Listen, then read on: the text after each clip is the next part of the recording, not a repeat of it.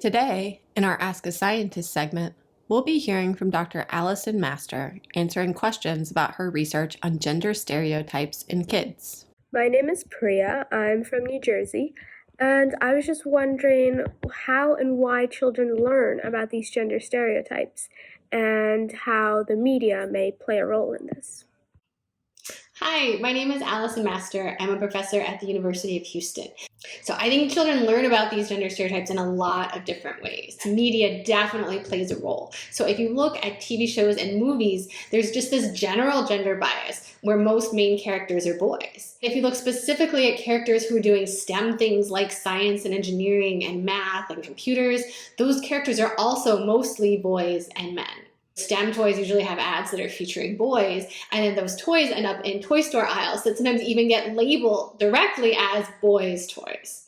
And I think adults teach kids about gender stereotypes too, and things like the presents that we buy for kids and, the kinds of designs that we put on your clothes. And I think that kind of limits the opportunities that a lot of kids get to do STEM activities and play with those kinds of toys.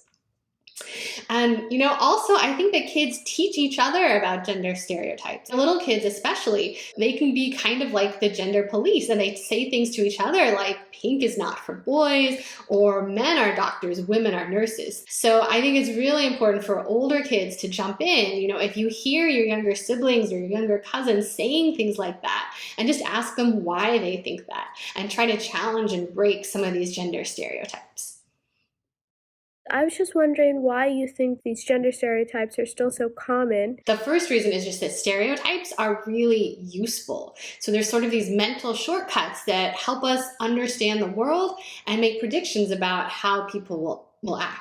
And then the second reason that they're made so common is that they're so widespread and inescapable from so many different kinds of sources. It's really hard to fight back against all of those things at once. So the stereotypes can get inside our heads, and then it's really, really hard to get them back out. I was just wondering how you think these stereotypes play out globally. So I think they are seen globally pretty commonly and universally, but there are countries that are working harder to counteract them. So for example, in Sweden, there's been an effort to make preschools more gender neutral. So they have this new gender neutral pronoun. So it's going to be really interesting in a few years to see how that affects these children when they get older. Are they less influenced by these gender stereotypes? And then different places and countries can make laws that try to stop gender stereotypes. So for example, California made a new law that toy stores all have to have a section that is gender neutral, with gender neutral toys.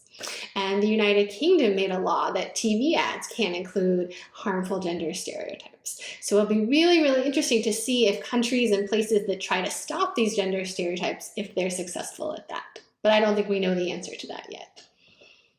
To find out more about Dr. Master's research on stereotypes in STEM, check out the article adapted by Science Journal for Kids titled, "How Do Gender Stereotypes Impact Girls' Interest in Science?"